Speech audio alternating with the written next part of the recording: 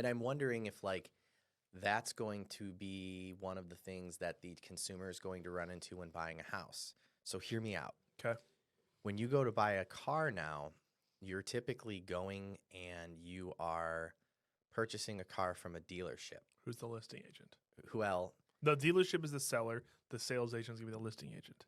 correct. Yeah. So my point is that you think we're going to run into a world, and this world doesn't exist yet, but you think we're going to run into a world where brokerages are going to buy people's houses and then turn around and sell them. It's called novations.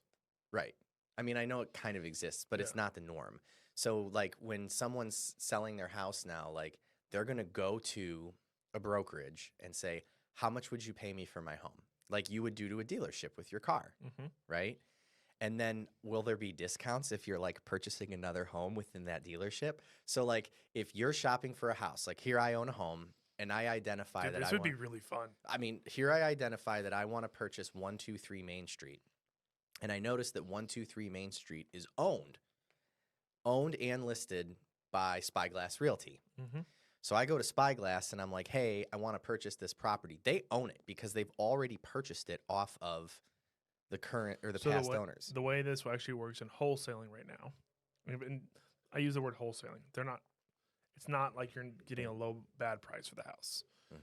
They'll give you usually 90% of value. Gotcha. So you're losing about 10%. It's just kind of a crazy thought because now it's like if I'm going to buy a home, I'm buying it directly from a dealership.